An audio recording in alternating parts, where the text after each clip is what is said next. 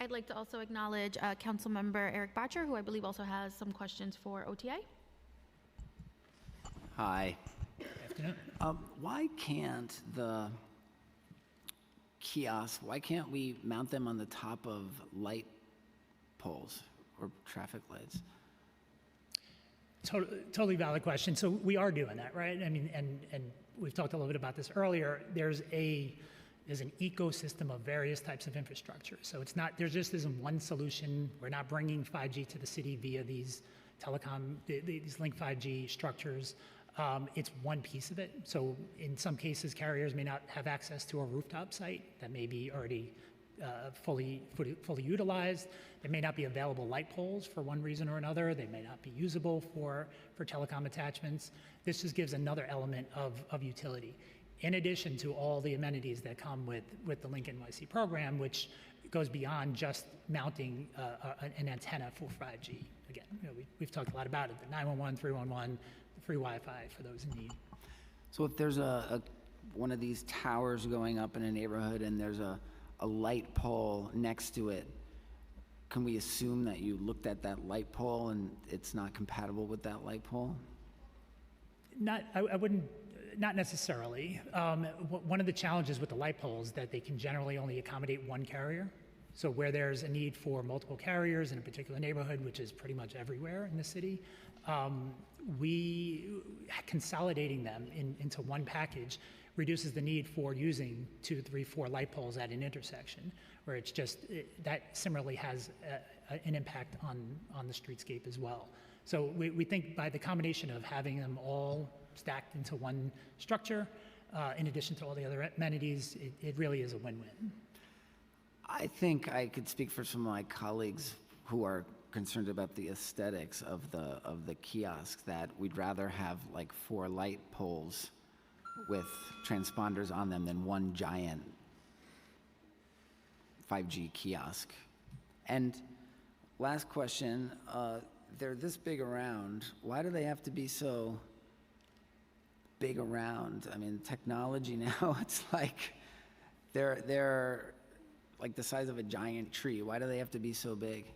And you covered this before, but we talked about height more, but why the width? So one of our, and I defer to City Bridge in terms of, like, they could speak about some of the technical requirements that led them to the design, but one of our requirements was that they have the smallest possible package, the smallest possible footprint taken up on the city sidewalk to accommodate all of the technology. It really is a ton of technology inside one relatively, depending on how you look at it, small or large structure. So that's the smallest possible size to accommodate carrier equipment, various manufacturer OEM equipment, the Wi-Fi equipment that goes into it, the meters and the cabling that runs through it. So that's the smallest possible size that we can ultimately arrive at. But I would defer to City Bridge to speak a little bit more. Looking forward to working with you on getting some of these placed on more light poles in lieu of these kiosks. Thank you. Thank you.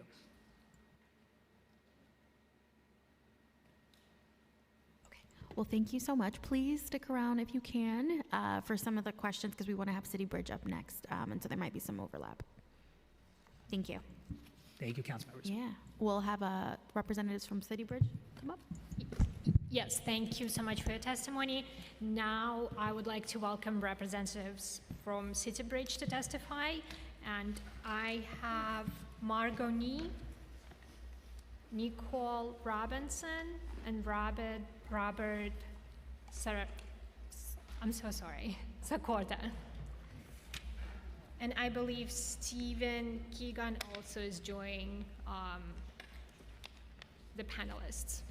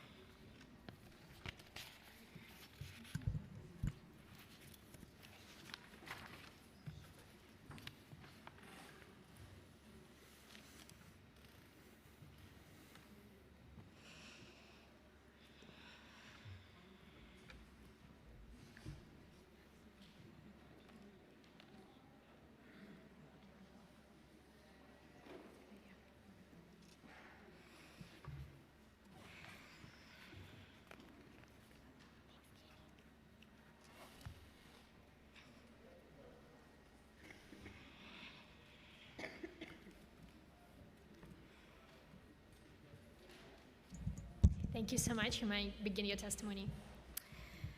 Thank you, Chair Gutierrez and members of the Committee on Technology. I'm Margot Nee. I am the Chief Administrative Officer for Link NYC. I'm joined by Nicole Robertson-Etienne, our Director of External Affairs, Rob Sakota, President of Wireless for Link NYC, and Stephen Keegan from the Wireless Infrastructure Association, one of our partners. I'm grateful for the opportunity to be able to testify before you today about the program and specifically about the new Link 5G kiosk. Link NYC launched in 2015 on the firm belief that digital connectivity is a fundamental right necessary to fully participate in today's modern society. Since then, I am proud to report that we have facilitated more than 3 billion free Wi-Fi sessions to more than 13 million unique Wi-Fi users across all 5 boroughs. Link is also an engine of economic development, responsible for $560 million in labor and wage income and generating more than $1 billion in associated economic activity for the city. The Link program provides a digital safety net for our communities. During the pandemic, 30% of our free Wi-Fi users told us that they had no other means of accessing mobile broadband. The Link has connected more than 30 million free calls since inception. The most frequently dialed number is the EBT Food Assistance Support Line, and the Link tablet has enabled hundreds of thousands of people to access government and social support services that are featured on our tablet. Since we last reported to you, the Link 5G design was approved by the Public Design Commission for deployment in commercial and manufacturing districts, and we have begun deployment, focusing in the equity districts that were selected by the city and focusing in Brooklyn, Queens, and the Bronx. We also completed the opening of 5 gigabit centers, 1 in each borough. The gigabit centers are open to the public, and they allow us to bring our digital offerings indoors and to support the programming of each individual partner. For example, in Brooklyn, Digital Girl enables young women to prepare for careers in STEM fields.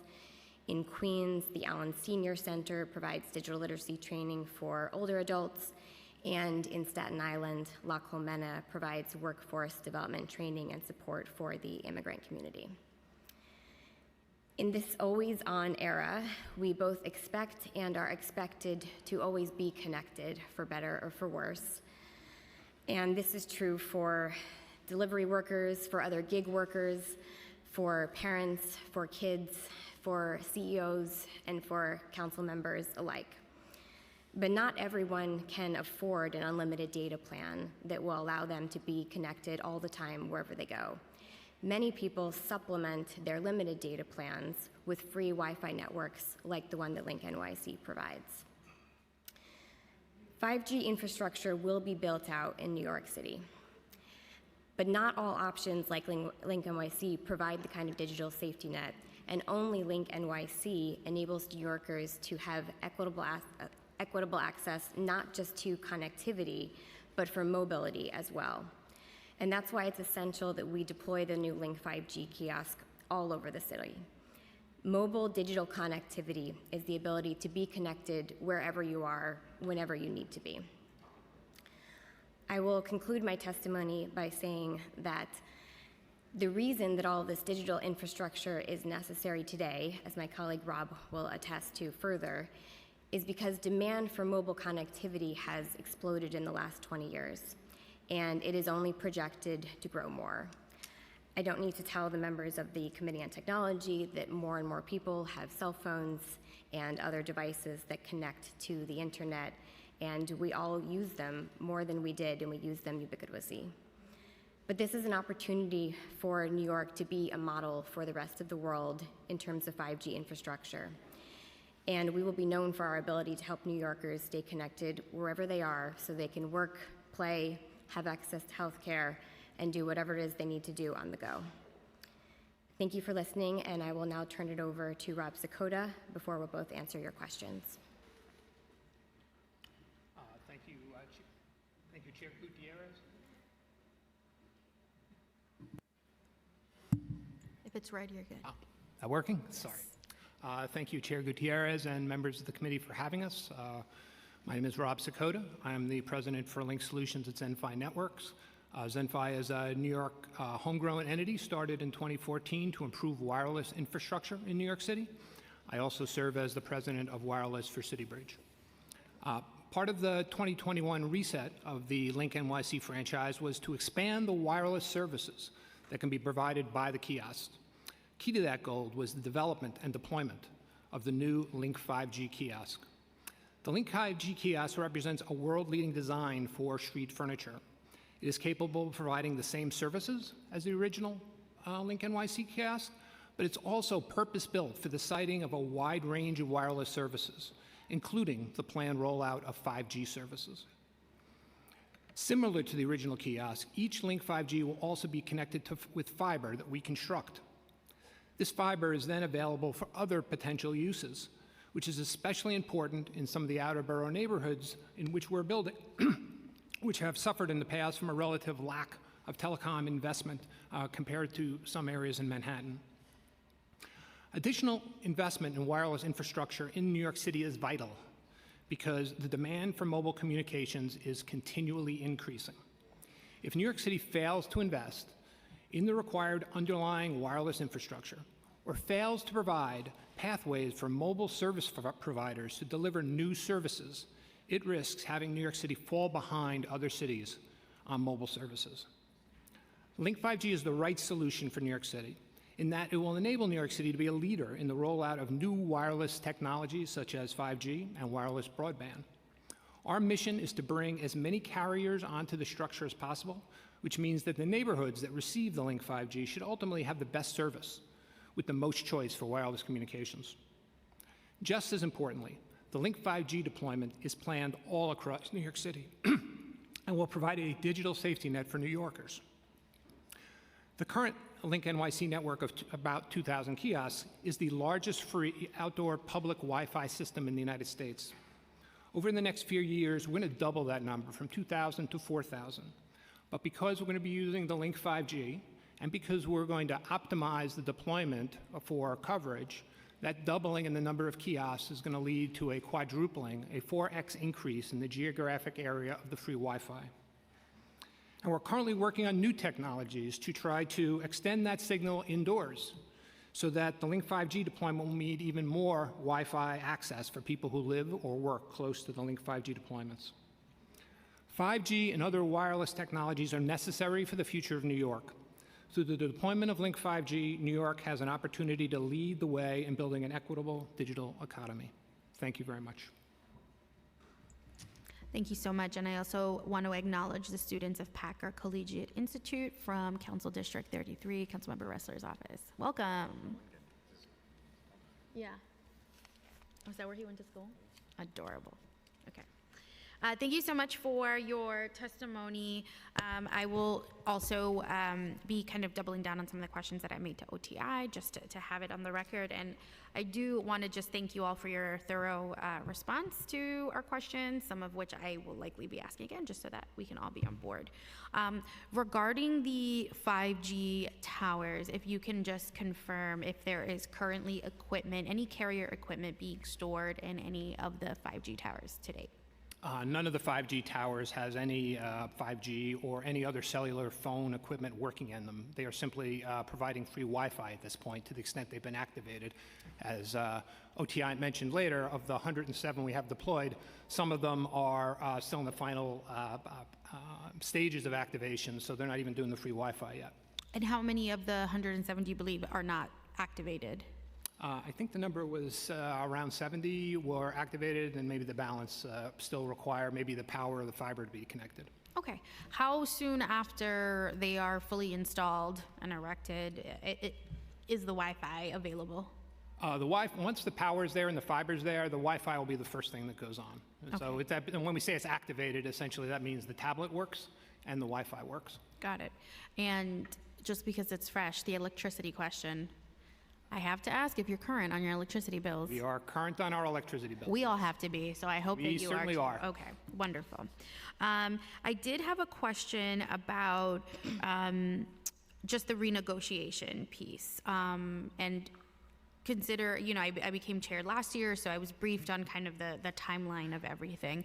If you could just very quickly share, at what point was the request for a renegotiation with the city made based on kind of your financial assessment of where you all were, right? Because there was a default in payments, if that's the correct terminology, where payments were not being made to the city. Can you just give us that timeline?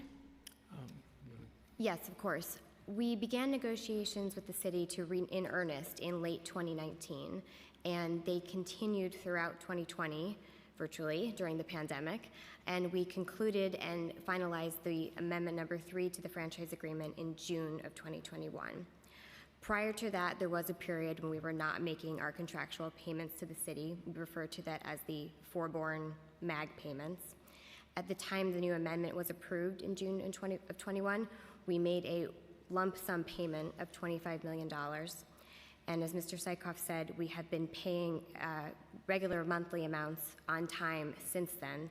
The amounts per year are about $2.4 million, but they do escalate every year so that they will be fully paid prior to the end of our contract. So can you explain, this was in when did you, and again, excuse me if I'm using the wrong language, but when did City Bridge default? Like when did that first happen? When did the payments begin to not be made on time? Was that in 2019? I'd have to check the exact date. I believe it would have been in late 2018, but we can confirm after this hearing for sure. There was no default, and I did want to clarify that City Bridge did not enter bankruptcy. We were in a very financially distressed position, and the city, for that reason, was very open to renegotiating the terms of our contract. I'm sorry, can you say that one more time? Sure. The first thing I said was that we will for sure confirm the exact period in which we were behind on payments. I believe it was mid-2018, but we'll confirm with you right after this hearing. We were not in default, and City Bridge never formally entered bankruptcy, fortunately for all of us. Okay. We were in a position of financial distress, and that's one of the reasons that we negotiated our contract with the city, and it's one of the reasons that the city was open to doing so. And the contract negotiation, it really achieved quite a bit. Not only did it position us to be able to repay the amounts that we owed the city, but it was the new contract amendment that actually first conceived of the Link 5G structure as we know it today. Thank you. And it's important that we kind of detail this timeline. Certainly glad that things are kind of back on track with the city. Now, my understanding is that Intersection is a consortium partner. Does that sound correct? Intersection? Yes. City Bridge has 2 operating consortium partners. One is Intersection, which is our advertising and operating partner, and the other is Zenfi, for which Rob also works, which is our fiber infrastructure partner and a strategic investor. Got it. So they responded to an RFP for LA saying that with information that they had from 2019, that Link NYC generated $69 million in revenue. Is that accurate?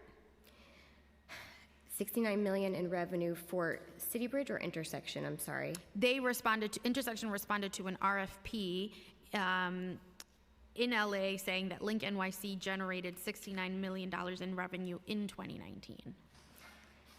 It sounds directionally correct, but I'll want to confirm with our finance team after this meeting for sure. Okay. It's important because the timeline of 2018 being in distress and then this purported amount of revenue is certainly not consistent.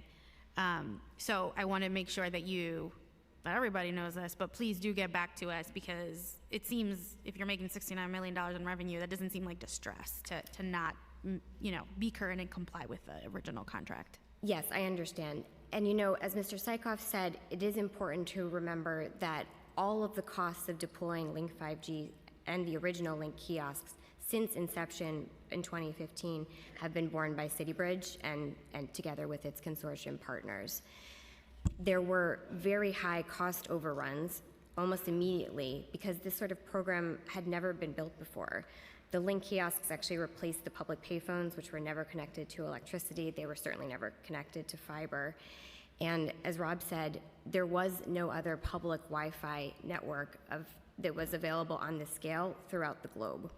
So the cost overruns were significant, and they did put the company into a position of distress. But fortunately, since then, we are in a very solid position financially. We are current on all of our payments to the city, and we feel confident about the future. Thank you. Can you share what your anticipated revenue can look like once you start storing carrier equipment, for example, in the towers, and kind of once they're all installed? What are you all anticipating? I can share with you what our rough revenue projections for this fiscal year are from advertising revenue.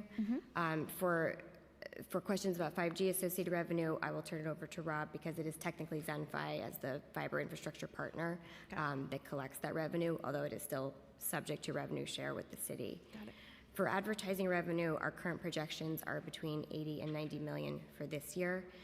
That is just an estimate. Obviously, we want it to be as high as possible, but we're monitoring the economy very carefully. And as Mr. Sykoff said, we do pay the city $3 million in guaranteed payments every year. And as he also said, if we are so fortunate and our revenue goes above $100 million for the year, there is an 8% revenue share due to the city for the entire amount. 100 million, right? Yes. Okay. There is also I don't want to overkill you with details, but there is what we refer to as a super kicker. If our revenue were to go above 200 million for advertising, the city is entitled contractually to a 50% share for the portion above 200 million. Wonderful. Thank you. And so that revenue would be solely from advertising and the carrier agreements? That would be solely advertising related. Solely Do advertising. you want to comment on wireless? Yeah, that would be solely for City Bridge revenues in total for the entity of City Bridge, whether it's advertising or any other revenues City Bridge has, the rev shares are counted against that.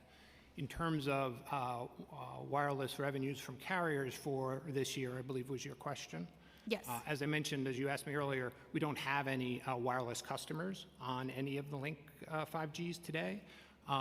And we're hoping that we will have some installed and in service by the end of the year. I can't tell you what the revenue number. It's not likely to be very large because, as I said, right now it's nothing. Got it.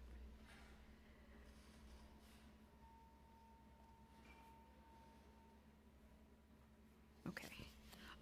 And just to confirm the 5G towers, I know you said around, of the 107 that are installed, around 70 of them have not been activated or have not been activated? I believe 86 are activated. I believe the number is, of the 107, 86 are activated, and the balance, that would be 14 plus 7, 21 unactivated. Okay. Okay. I wanted to ask a question, Margot, about in your testimony, and you certainly, it was in your response. I'm curious about the 30% of the Wi-Fi users reporting their access to broadband. How do you get this information from them? Yes, Councilmember, and I want to answer one of your other questions that I think ties into this, which is how people can connect because it's related. When you are physically close to the link, within 100 to 300 feet of the original link or up to 500 feet from the new Link 5G, if you look at your mobile device and if it is configured to receive a Wi-Fi signal, you will see the Link NYC network and you can choose it and connect to it very easily. We collect virtually no data. The one piece of data that we collect, if you choose to sign up for the Wi-Fi network, is your email address. And that is so that we can send you just two things, no marketing materials. It's so that we can send you a user satisfaction survey and any updates to our privacy policy. The last user satisfaction survey we did was in 2020. The last privacy policy update we did was in 2017. Last year, in preparation for the new Link 5G design hearings with the Public Design Commission, we also did an anonymous survey using an outside independent evaluation firm.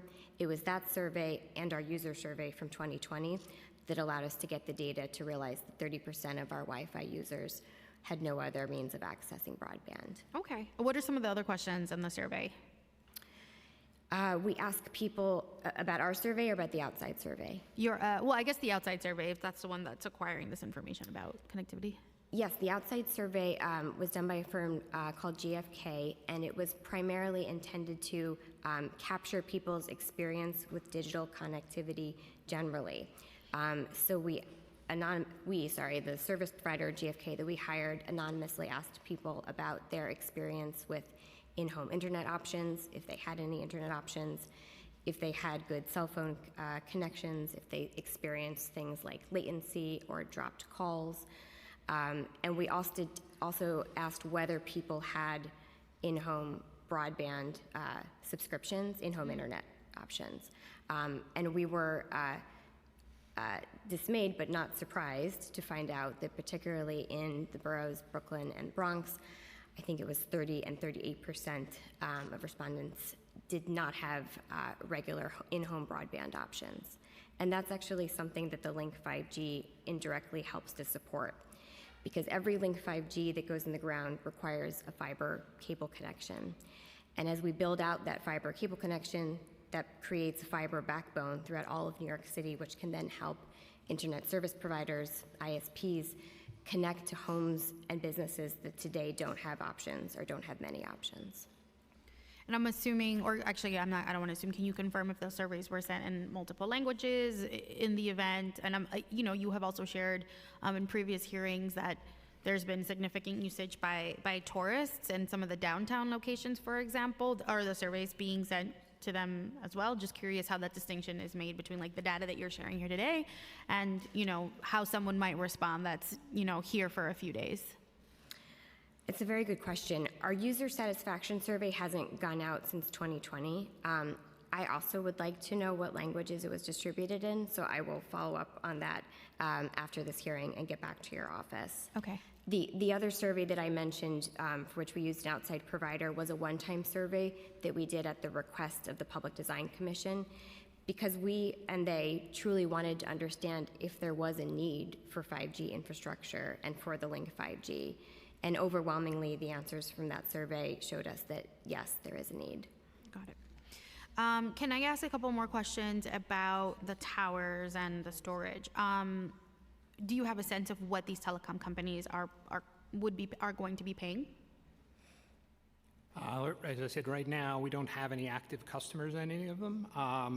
In terms of what they're going to pay, I can't tell you exactly what it's going to be. I would expect that it'll be similar to what they would pay for using some of the pole top installations, but it'll be what it is when we do deals with them. But at this point, I can't tell you exactly what their numbers are going to be. Okay, so you're not sure if it's going to be competitive to like where they could store them now? Certainly, we would ensure that it is competitive. We're going to make sure that people use it, and I would expect it to be, like I said, similar to what might be charged for using a pole top. Okay, and the incentive for a telecom company to store their equipment in a 5G tower as opposed to a utility pole or something where they are now, if that's the case, what is that incentive for them?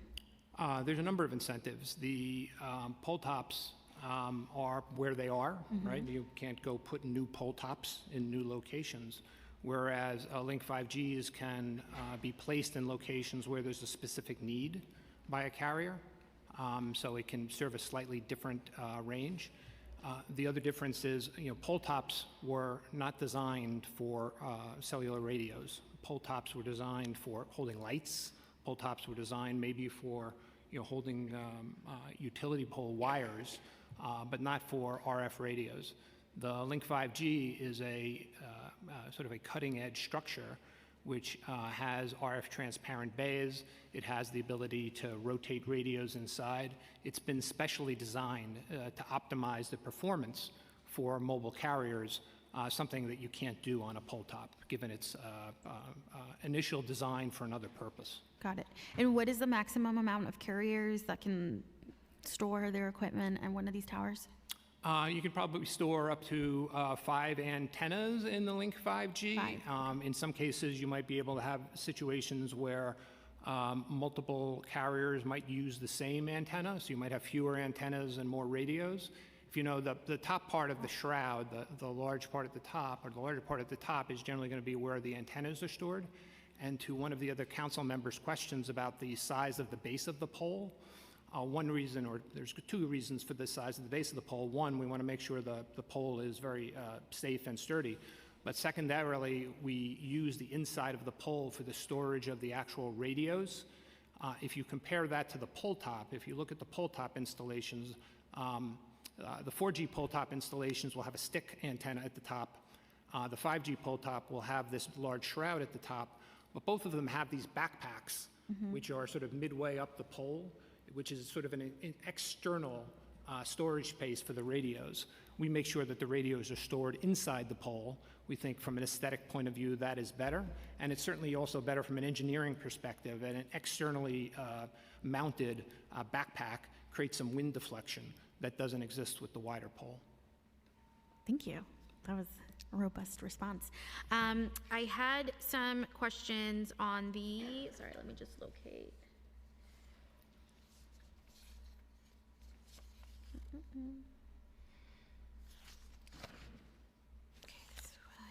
Can you speak to, of the 86 activated towers, can you describe a little bit of who's benefiting from this? Like, who are the people or businesses that are being serviced by this 5G tower? Do you have any of that information? Well, as I said, the 86 don't have any mobile service provider radios, right? So there's no 5G, there's no 4G, there's none of that.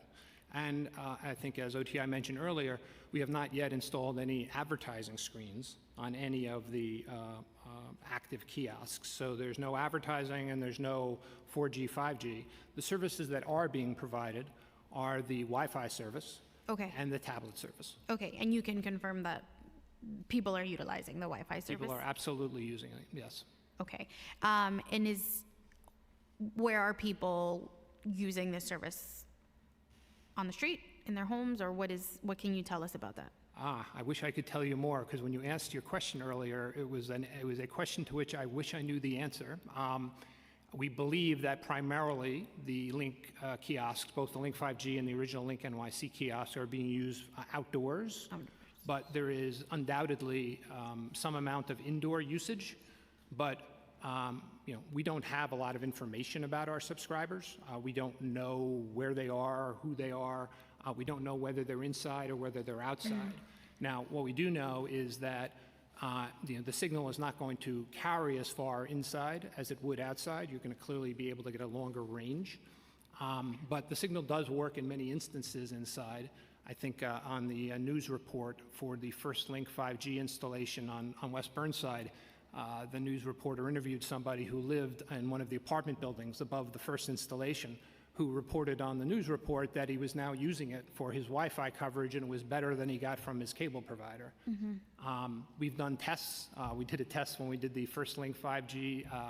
We had, in fact, my daughter, we put her in a diner across the street about 100 feet away, inside a diner, and had her do her homework on an online YouTube app. And she was able to download videos inside at that point in time. Okay. But that's a test. How many of these people are using consistently inside? I wish I knew. But we are also looking, I don't want to give too robust an answer, but we are also looking for ways to improve that. I think that's really going to be an important initiative for us moving forward, is can we develop new technologies to ensure that Wi-Fi signal is getting extended indoors so that people can use it on a reliable basis.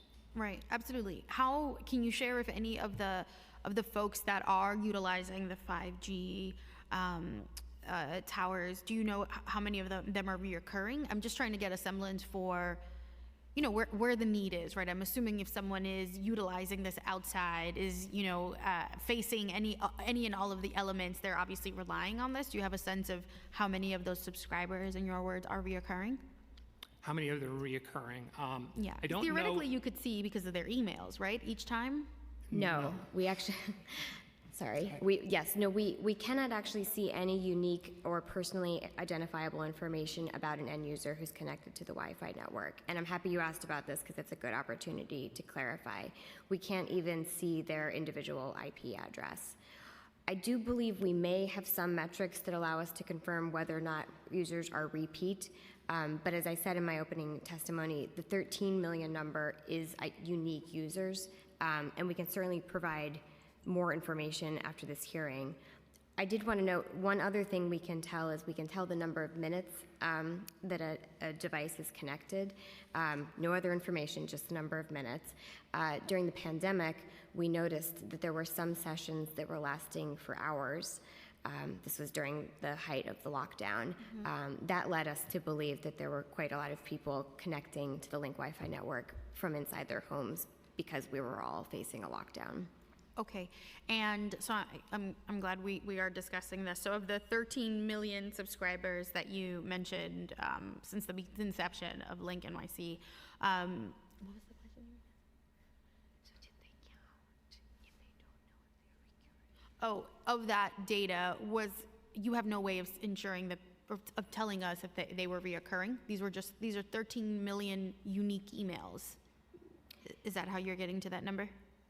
I believe so, but I would like to confirm with someone with a little bit more technical expertise after this hearing and give you a more robust answer, if that's all right. Okay, and then just point of clarity for me, in your opening statement about the main use of communication being for EBT purposes, was that online or phone calls? That is the most frequently dialed number from a link. I believe you can dial it from the keypad, and that we also have a link on the tablet. Is that correct, Nicole? That's correct. Okay. And this is in addition to other government services and social services that are available on our tablet. For example, we just recently launched a one-click ability to connect to 988. This came out during Mental Health Awareness Month and provides a direct line to a suicide prevention and assistance program. That's great. And so you can give this to us when you have it, but just to dig a little bit deeper on the calls being made to EBT, would you be able to share just general areas of where those calls are being made? I think it's really important for us to have that at the council as we're trying to drive the message home of fully funding our agencies. And if there is an increase of people trying to dial in for their food stamps, I think it makes a case for why we need to fully fund HRA, for example. So if you have that information, you can get that to us. That would be wonderful. I'll certainly look into it. Yeah, thank you for sharing that. I'm going to pass it to my colleague, Councilmember Botcher, for questions. Thank you. Thank you, Chair. The criteria for where to place the towers that's been a question of my constituents. What are the criteria that you use to decide where these should go? And is advertising revenue potential one of the criteria? Well, the folks from OTI mentioned sort of the macro level issues, right? So in terms of new installations, 90% above 96th Street or in the outer boroughs. There's also a requirement, I believe that 739 of the new installations go in specially identified, what are called equity districts in the franchise agreement. And I believe there was a question earlier about, why were there kiosks being deployed, notwithstanding our statement about the 96th Street, why were kiosks being deployed in Soho or the Lower East Side? Well, the Lower East Side happened to be one of those equity districts in which we have a requirement for deployment. So the kiosks which have been deployed to date are driven by the franchise obligation. But once you get past the large macro issues, the next layer is, where do we want to look to ensure that we're providing better Wi-Fi coverage, and where can we ensure that we're going to be providing better potential cellular phone coverage? Those are going to be the sort of the primary drivers in terms of when you get down sort of the micro level of a particular neighborhood. On top of that, we need to look at various siting factors. Because there are a very large number of rules about where you can and can't place Link 5G or, in fact, the old kiosk, where they can go. All of those go into a mix to make some determination of where the kiosk proposal is made. And then we go through a process where, we send out those proposed locations to the community districts, to the council members, to the borough president, and we hold, if requested, meetings to discuss those specific locations. And in many instances, some of those locations change as a result of those meetings. And in other instances, some of the locations just don't work for other reasons. You know, there are course. some construction issues or other reasons why it doesn't turn out. Can you clear up for us whether or not advertising revenue is a factor in deciding where to place these? Is it or is it not? I would say that at this time it is either a subsidiary or not a driving factor, not a primary driving factor. At the end, do we look at it and say, yeah, maybe, but it's not a significant factor in what the determinations are made at this stage. Thank you. Thank you, Eric. Such a treat to have you here, as always. I want to be on this committee. I'm not even on this committee. The but I come- campaign. You do a wonderful job. Thank you so much, Eric. I wanted to get a sense of clarity. This is also coming from Councilmember De La Rosa, who is on virtually but can't participate because of quorum. Can you expand on the 5G is here? How is 5G here if there's the carriers? If that portion of the 5G connectivity is not even in the 5G towers. Can you explain what you mean by that, saying 5G is here, but there's no providers yet? I guess the statement 5G is here probably means a lot of different things to different people. Okay. I would argue that 5G and what it ultimately can be is not here, and it's not even close to being here. There are certainly 5G signals that one can get in New York City, and you'll get somewhat better service maybe from your 4G, but ultimately the potential of what 5G can do, we have not reached that in New York City, certainly not. So 5G is not here. My opinion would be 5G as it can be is not here yet. It is here in some initial aspects, but the real 5G is not here, no. Okay, Councilwoman, can I expand on that? sure. So I definitely agree, 5G, I mean, it's here and it's not here. We haven't seen the benefits, but the reality is that this is the next standard of telecommunications. So in the same way that 4G was building on 3G, 4G LTE built on 4G, it didn't change the underlying physical principles that mobile devices operate on. So there's no such thing as a 5G spectrum. There's spectrum that 5G networks will run on, but it's on the computer actually to be using that spectrum more efficiently. So in the same way that 6 gigahertz is used for unlicensed and for mid-band spectrum, it's, if it's used for 5G or it's used for our Wi-Fi, it's the same technology. So it's here, and we can use it if we have the infrastructure to access it. Okay, thank you for clarifying. Just make sure. Okay, a couple more questions. Can you, so this is on behalf of Councilmember De La Rosa, who represents District 10, Uptown, Washington Heights, Inwood. First question is, there are currently 4 kiosks that are pending removal. After City Bridge and OTI had informed her office that these were permanent structures, what locations are these kiosks in and why are they being removed? Can you speak to the specificity of those kiosks? I don't know what kiosks are being referred to, so I don't want to give an incorrect information. Okay, if we get you the intersections, can that? If someone gives us the location, then I can go look at it. I'm not Okay. aware of any kiosks that currently exist. If we're talking about the 107 kiosks, the Link 5G kiosks, I'm not aware of any of the 107 Link 5G kiosks that are currently scheduled for removal, if Okay. that helps. Okay, we'll get that to you all. In Washington Heights, in Inwood, when there was a permit, when was the permit for, I guess this is a process question, so, and this is in my conversations with her as well. There were 73 sightings. I'm assuming a combination of the kiosks as well as the towers. This was recently, but in April of 2022, there were only 8 sightings or proposals. She wants clarity on, was there a public review of the permit process, or was there a public review of these 73 sites that are being designated or proposed? I think as OTI discussed earlier, when we first started rolling out the Link 5G after Amendment number 3 on the franchise, we followed the same policy which had existed with respect to the deployment of the prior kiosks, which was that where they were replacements of prior telephone booths, no notice was required to a community board where they were what we've referred to as greenfield, that is not associated with a phone booth. We gave notice. So at that point, some of the sites were beginning to give notice and some were not. However, OTI, realizing that we needed a more robust process for disclosure, changed the policy. So now every single Link 5G kiosk which is proposed goes through a notice process which includes the council members, the community district, and the borough president. Can you expand on the greenfield sites and how those are different from the payphones, for example? How you're citing them versus, where the previous payphones were? Sure. So, the previous payphones were where they were. And in many instances, especially with the original kiosks, people placed the original idea of the franchise was we'll put them in the same places where the phone booths were because there's infrastructure there and it'll make it easier to deploy.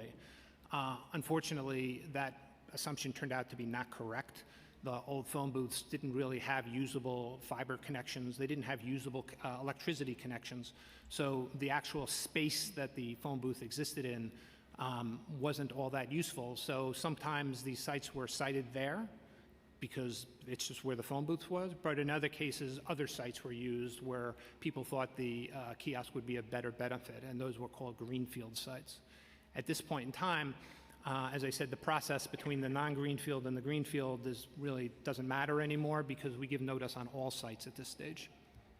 Oh, I understand. Okay. And so I do want to say that when Councilmember De La Rosa first approached me saying there were 73 cited in her district, which is 2 neighborhoods, that felt like a lot. And so can you speak to kind of what the plan is to phase some of these out? I think, and I'm assuming it's, again, I don't want to speak for her, but I think it's a combination of maybe more of the kiosks and 5G towers. But 73 sounds like an egregious amount for 1 or 2 community boards at one time. Can you speak to how this decision was made at 73 and why there wasn't more of an effort to maybe phase and just be a little bit more collaborative in that phasing out? I'm not sure I know what the 73 represents, but I will tell you that Community Board 12, Community District 12, which is Councilmember De La Rosa's area, is an area where we put I would say a concentrated or a more concentrated number of kiosks because it represents one of the equity community districts that is set forth in the franchise, similar to Manhattan 3, similar to your Brooklyn 4 is one of the equity community districts. Now, in our obligations to the city, a certain number of sites need to be deployed in these equity districts. And of the initial kiosks deployed since 2021, the vast majority of them have gone into just these equity districts. And as a result of that, some community districts have received a lot more attention because they're equity districts than other community districts. Is there a way to do that and not have an egregious amount of sightings? 73, so the 73 number that I'm emphasizing sounds like it's 73 different locations for kiosks or 5G towers. So for one council district, that's an excessive amount, is Yes. what I'm saying. Yeah, I don't know what the 73 is, but certainly the other thing to think about is a proposal in many instances never actually leads to a deployment.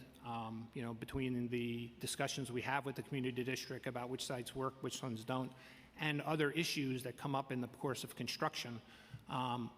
We've proposed, I think, since 2021, over 500 sites to OTI, and yet we only have somewhere in the order of maybe 350 or so buildable sites. So there's a large fall off in between proposals and actual potential installations. Okay. May I add one thing, Councilmember? Margo, go for it. The equity districts, and I'm sorry if Mr. Sykoff said this and I missed that, but the equity districts were selected by the city, not by City Bridge, and they were selected because they lacked existing link infrastructure and because they correlated with certain median average incomes that were lower than other neighborhoods, and because there were high levels of pedestrian foot traffic. So they, as Rob said, I'm not sure where the 73 number came from, and we'll look into that. But I did want to explain why those districts were chosen by the city. That said, if the city believes that the numbers in some of the equity districts are no longer correct, we would be open to discussing that with them and with OTI as well. Great. I have one more question on behalf of the council member, but we'll make sure to connect both of you. This is kind of a multi-part question, but can you share are there any examples of kiosks being defaced or, not being, or just like not working because of some exterior, like some issue, or like vandalism, for example, but can you speak to what is the process if and when that happens? Yes, I would be happy to. And if someone sees this, how can this be reported? Anyone can report or ask any question about the Link NYC very easily by sending an email to help@link, and we respond very quickly. We have a very active support desk 24/7. The answer is that yes, the links do get defaced, they get dirty, they get damaged by the wind and rain, they get damaged by people, occasionally cars, but fortunately not very often. We have a maintenance and operations crew who goes out and inspects and cleans each and every link at least once a week, and often more often than that in certain more concentrated areas. So we do try to keep the links in as good working condition as we can. We also have contractual obligations with the city to make repairs on a very specific schedule, usually within a very limited number of days, between 3 and 5. If, say, one of the functionalities goes down, the tablet or one of the calling features. And we take those obligations very seriously. Okay. Let me just ask one more question, kind of backtracking a little bit, but what other types of 5G infrastructure did City Bridge examine, like roofs, shelters, utility, or lamp poles? I believe my colleague may have asked that, but I just want to confirm. Link only has the right to deploy Link kiosks. The Link franchise does not provide City Bridge the ability to, for example, put radios on pole tops or on rooftops or anything else. It really just is a franchise about a structure, a kiosk structure, and that's all the franchise provides for. I certainly understand that there are other alternatives for 5G, which includes pole tops, very important, rooftops. All of these things are going to be necessary, but Link NYC itself is really just limited to kiosk deployment. Okay. That's correct, but Councilmember, if you were also asking about the design and whether we looked at other viable alternatives. How did we land here? How did we land at this design? I heard from OTI. I would love to hear from you. If you could, thank you for bringing that up, Margot. If you could just spend some time on the height of it. I get kind of what was shared today, but hopefully, I hope that you will stay for the testimony. But what we've gotten to our office was there's a genuine concern about the context of how this looks and how this is, being integrated into streets and communities. The height is certainly a problem, and we've heard, the press has done a really good job at covering stories of people being concerned about having their newborns being, 10 feet away from a window that is just a few feet away from these towers. So how did we land here? Because my honest opinion is it sticks out. It does not. I have one in my district right on the corner of Wyckoff and Flushing. Everything around it is maybe 1 or 2 stories, and this tower sticks out. So how did we land here? And can you, I'm anticipating some of the advocates' questions, but can you speak to any of the health concerns that have been raised? I know that OTI didn't specify on what are some of those decibels that could, that the FCC would determine as harmful versus not, but can you also speak to that as well, and how you all ensure safety around those concerns?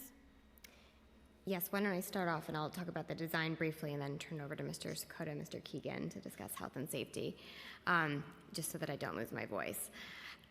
In terms of the design, we were solving for a couple of things. The 32-foot height is really a result of 2 primary concerns. One is that we wanted the new link structure to be consistent with other pole tops, including other pole top solutions, so that when you looked up visually, it would be pretty much in line with infrastructure that already exists.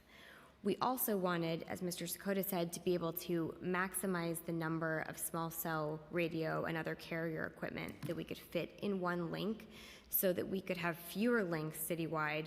Each link takes up the same amount of space as an original link kiosk on the sidewalk, but ultimately can house equipment for up to 5 carriers. That ultimately results in less street clutter, which we felt was a benefit to the city.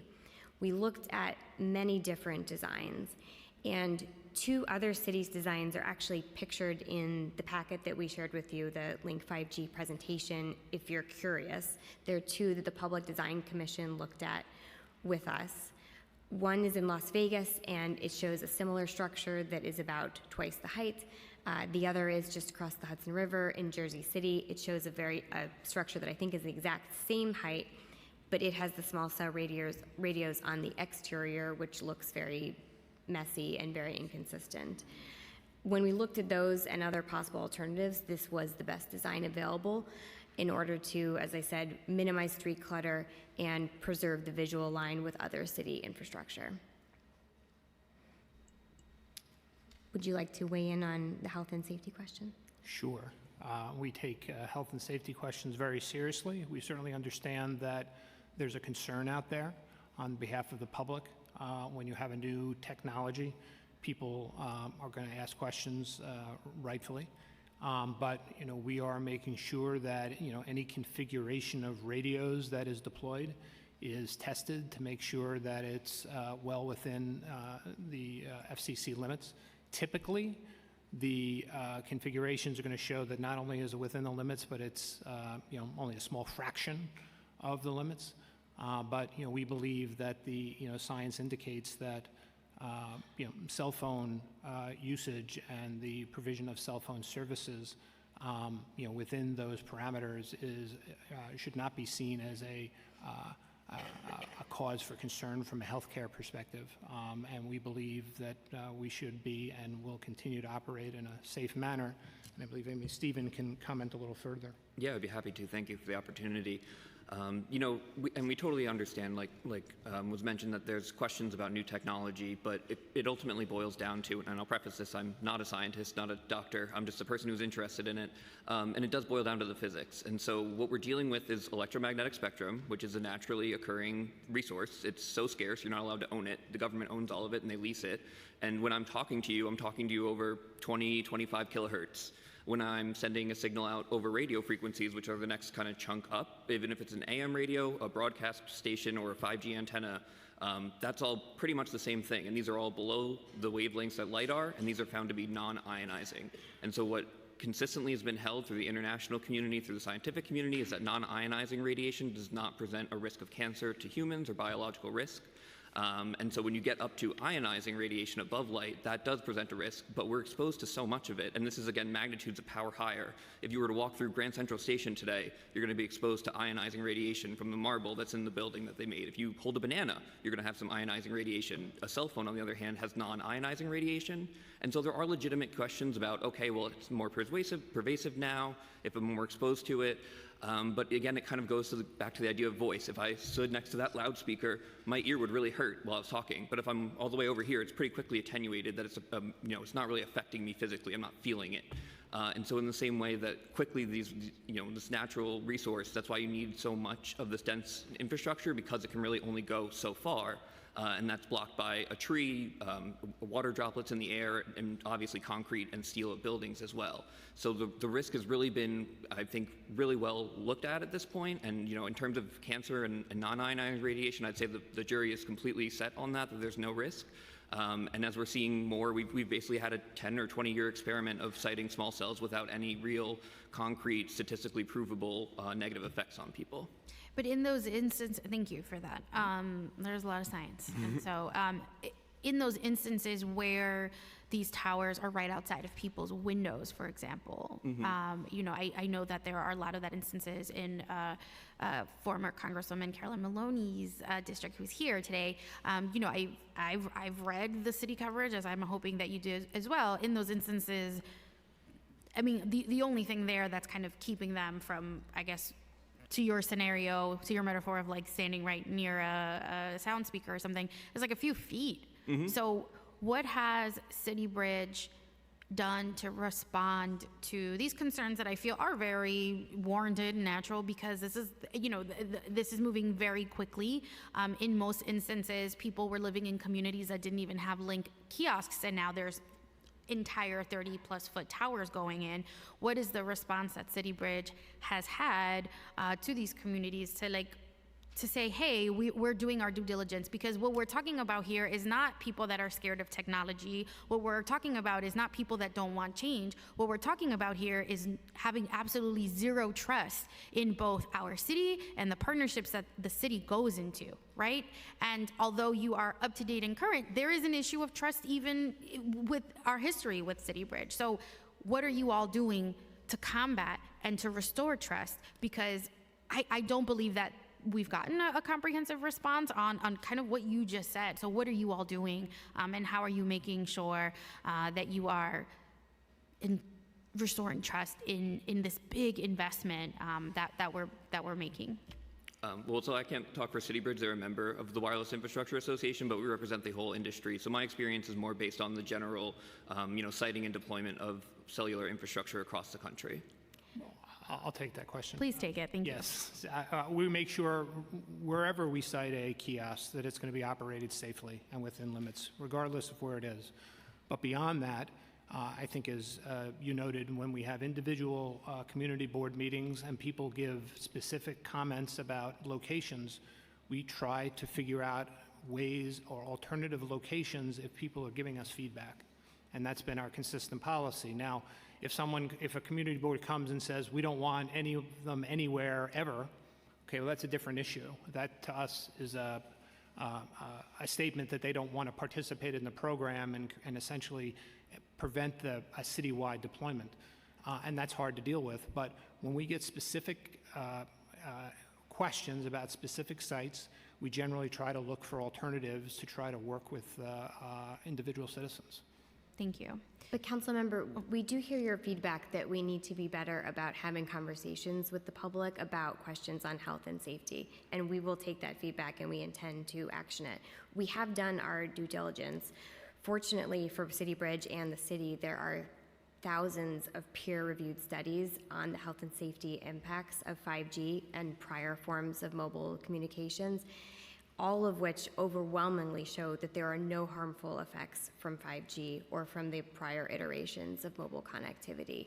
But I agree with you that even though we have done our diligence of reviewing those and are comfortable with them, we need to do a better job of communicating that to the public and demonstrating to them that these are very reputable sources. These are sources like the Food and Drug Administration, the World Health Organization, the American Cancer Institute. There's a very long list of them that I won't list, but it is in the packet that we gave you. And we need to do a better job of synthesizing that for the public, and we will do that going forward. Wonderful. Thank you. Okay, I want to move along. I will try to ask these very quickly. On the Public Design Commission approval, you mentioned that the design received approval for commercial and manufacturing zones, but what about approval in residential zones? We have approval to do a pilot for up to 200 of the Link 5Gs in residential districts, none of which have been deployed yet. Okay, and they're residential districts as defined by the Department of City Planning? By the City of New York, I believe that would be the city planning, certainly not by us. Okay. Well, no, I mean, I ask. So my district, District 34, North Brooklyn, we have designated manufacturing and residential, but there is some of those instances where there's a combination. There's still manufacturing zones, but there are now lofts. There are now residential. So I'm just asking if how you are all making that designation. We currently have permission to deploy in commercial districts, manufacturing districts, and commercial overlay areas that are jointly designated for residential and either commercial or manufacturing, as you said, but not for districts other than up to 200 for the pilot that are purely residential. Great. My next question, and you answered this, and so again, thank you. If we could just share for the record, how is any of camera footage, for example, or any information that's captured from the 5G kiosks or the towers, are you solicited by law enforcement for any kind of information or video footage or anything that you are all capturing at these sites? The answer is that we are often solicited, but we very rarely, if ever, have anything to share. The original link. What are they asking for, if you can share? Like, as much as you can. Yes, of course. They are generally asking for camera footage. Okay. And that's because the original Link kiosk does have 3 cameras, one one on either side of the large digital ad screens, and then one on the tablet. The one on the tablet is used for the sole purpose of providing video relay services using American Sign Language. It is not used for any other purposes. The other 2 cameras are for security and maintenance and are currently all turned off. None of the cameras have been turned on since 2020, when 2 were briefly turned on in response to a couple of bad vandalism incidents. Regularly, though, we get requests from law enforcement asking if we have any camera footage, usually in relation to a crime that took place, and we tell them each and every time that we don't have any camera footage to share. We also share the number publicly of requests that we get, and if there were to be any camera footage ever released, we would share that too. It's on our website in an annual transparency report that we publish every year.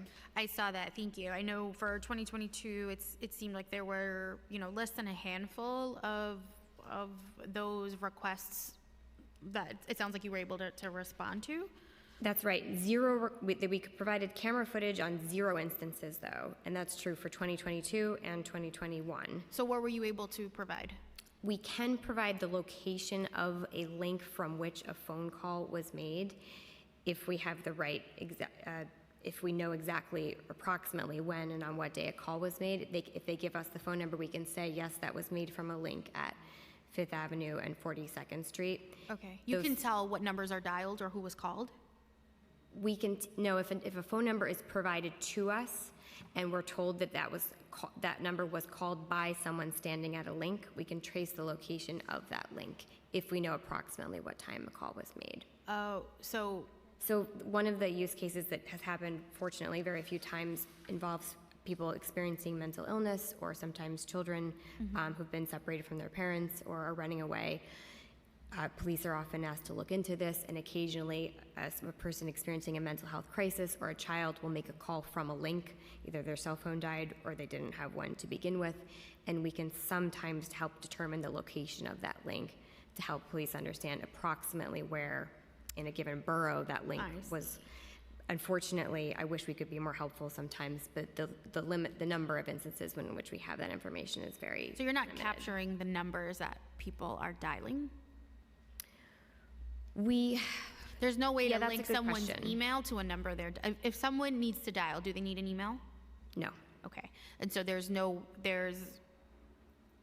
does that exist? Is that possible where you're able to look at all the numbers that were dialed? Like a registry at the end of the day? I'm assuming yes. There is a call log of numbers dialed, and that is part of the information that is kept and stored securely, and that is never shared with law enforcement other than in response to a valid subpoena. I believe in 2022 that happened on one occasion, but I can double check after this. Okay. And does the site also have that report for every year? I was only able to find 2022.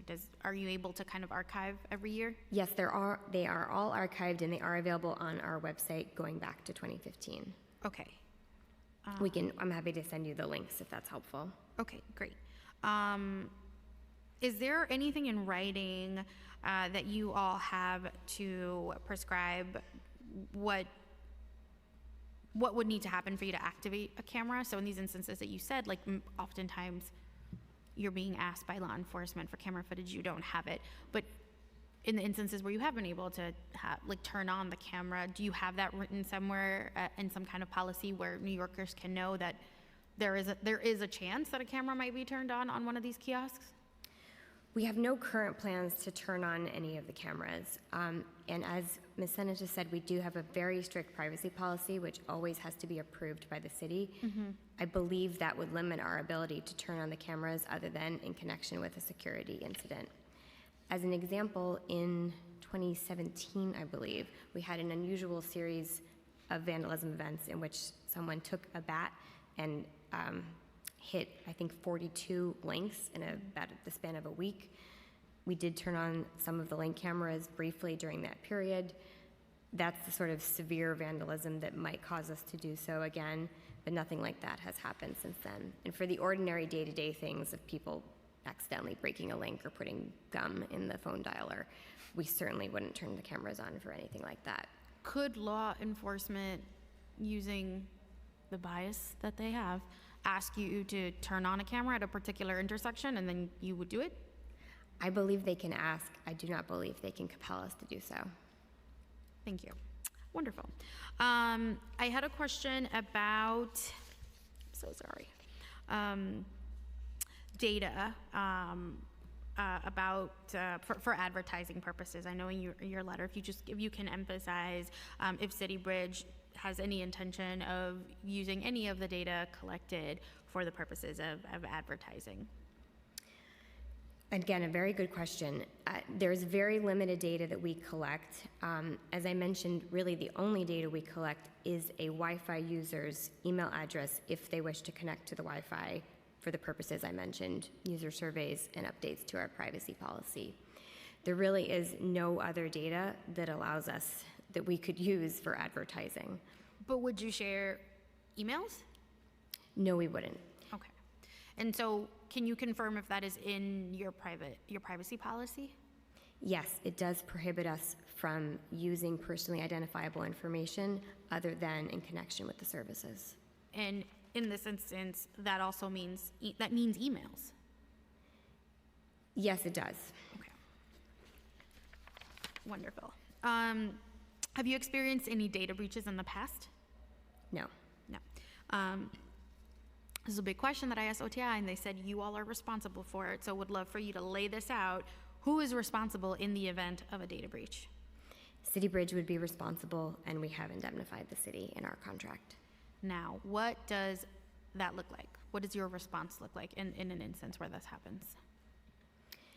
If there were to be a data breach, we would have to immediately notify all of those who were impacted. I believe, as I said, the only data that could be breached would be our repository of email addresses, which is secured by industry standard administrative and security protocols, and all of this was confirmed in the security and privacy audit that OTI did in 2021 that Mr. Sykoff and Ms. Shanatal and Ms. Senatus mentioned. If there were to be a data breach, we would have to notify all people who were impacted individually, so we would use their email addresses. In that case, we would also have to notify the city. Can you share a little bit of how you continuously manage any cyber risks? I can tell you that our security and privacy audit was a very robust review to ensure that we are using industry standard practices to ensure the integrity of our system. And that includes physical restrictions, meaning not allowing more people than are necessary to access any of our records. It includes administrative ones, which accomplish the same purpose, and it includes a number of security protocols, such as hashing and encryption of the email addresses. And can you share, again, under this consortium, if there is a chief information security officer, how easily we can get information on that? We don't have a chief information officer. I also serve as the general counsel, so generally questions of the type that you're describing come to me and the CEO jointly, and together with our VP of engineering, we serve collectively as the information security panel. Are there any plans to bring one on the team? It just feels like it's 2023, and I think a lot of these bigger entities, certainly in tech, just to protect yourselves, integrate this. Is there plans for that for City Bridge? We do take security very seriously. As I mentioned, that's why we've had no data breaches to date, which I'm very proud of. No current plans to give someone that title, but functionally, the 3 people that I mentioned amount to an information security protection department. Okay. You're doing a lot, Margot. Lots of spinning plates over there. Can you confirm on I know Councilmember Juan asked this on the Bluetooth beacon. Can you confirm, so we have it on record, if they've been discontinued? They have not been discontinued, but the beacons are one-way only, meaning they transmit information. If you were walking on the street using a Bluetooth configured cell phone, you may be able to see the location of a link nearby. If you have Bluetooth configured, the link will not be able to see you. Okay, I think maybe we had interpreted that in the response that we got that you had discontinued the Bluetooth beacon. We may have mentioned in our response that they really serve no purpose. exist in case of a future use case, and because we thought it might be helpful for individuals to be able to find links using Bluetooth, but they are not currently in use by the company. A Bluetooth beacon is not something that is in use per se. It is either exists, in which case it is on, or it doesn't exist. Okay. I have 2 more questions, and then I think we are good. I also want to get folks home because I know schools are closed. My next questions are related to the future of our partnership. Obviously, we're in contract until 2030. What happens when 6G and 7G, or what is going to happen to this infrastructure? What can you tell us about what that looks like? I think we've done whatever we can to ensure that the link, although it's called Link 5G, it is a structure which is future-proof for changes in technology. I think, as OTI mentioned, for the most part, it's really just a space in which one can house equipment, radio technology, in a way that maximizes or optimizes the use of that radio technology. So as radio technologies evolve, the structure should continue to be useful, whether it's 5G, 6G, or any other future generation. Okay. Can we sorry, you can put that back here. Just to confirm, we learned from the letter that you do not share the data. Is that not sharing, have not shared data, is that piece in your privacy policy? Our privacy policy prohibits us from selling any sort of data, and we have not, will not, do not. We share, I'm going to try to explain this in the simplest way possible. As you said earlier, City Bridge is a consortium. It is a joint venture of a couple of different companies. Technically, City Bridge doesn't actually have any employees of its own. I work for Intersection, Rob works for Zenfi. That means that City Bridge is forced to share information with its member partners to provide all of the functionalities of the link.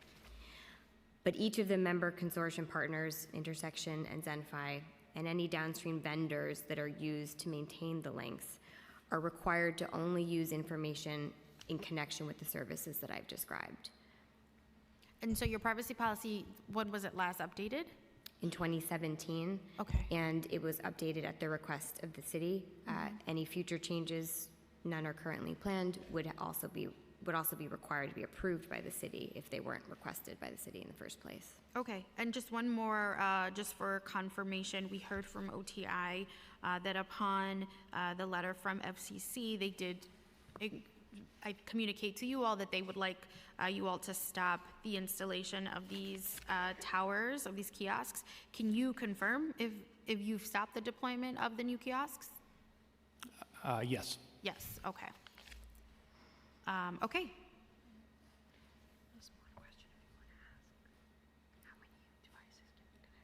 Oh, this is how many devices can be hooked up to a Link NYC kiosk in a 5G tower? When you say devices, like how many antennas or? No, I'm a New Yorker. I want to use free Wi-Fi, and so do all of my friends. How many of my friends can I invite to the party? A very large number. I can't give you the specific number, but is a gigabit Wi-Fi system, a very, very robust system. On any particular day, the system is probably operating at a very low utilization rate. So we could probably have hundreds, maybe thousands. I'd have to double check. Connected to one kiosk? Connected to one kiosk, yes. Okay. And is the speed compromised at all?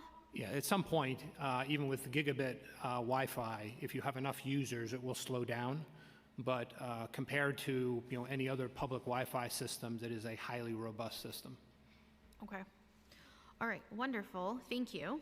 I think we're going to take a quick 2-minute break. Is that okay? Before starting the public testimony. Yes? Will you stick around? Sure. Thank you so much. Thank you. Thank you.